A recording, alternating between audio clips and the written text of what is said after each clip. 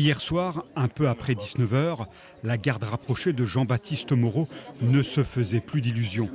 Et c'est abasourdi que son suppléant Vincent Turpina, le maire de Jarnages, cherchait une explication à la défaite du député macroniste. L'extrême droite a majoritairement voté pour l'extrême gauche, voilà. Dont acte.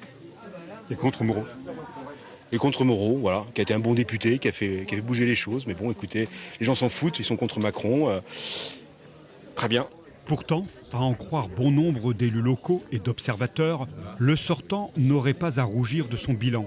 Défenseur de son territoire avec le plan particulier pour la Creuse, fidèle à la ligne officielle, mouillant la chemise pour s'ancrer localement, sans parvenir cependant à modifier la mission imposée en 2017 par Emmanuel Macron aux représentants de la nation, exécuter les lois au Palais Bourbon. Il le disait lui-même, je crois, Jean-Baptiste Moreau. Je n'ai peut-être pas été assez présent, je m'engagerai à l'être plus. Donc voilà, c'est son suppléant qui faisait office de député en Creuse et lui qui restait à Paris sur les plateaux télé. Je pense que les gens n'attendaient pas cela. Oui, mais voilà, Paris, c'est aussi la clé des financements.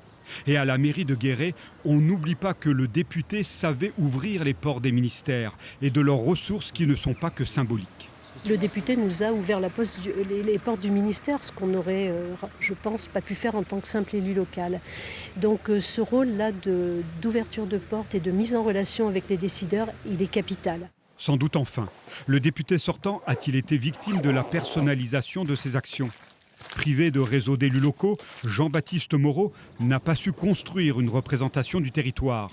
Ses réussites devaient être les siennes, ses échecs aussi.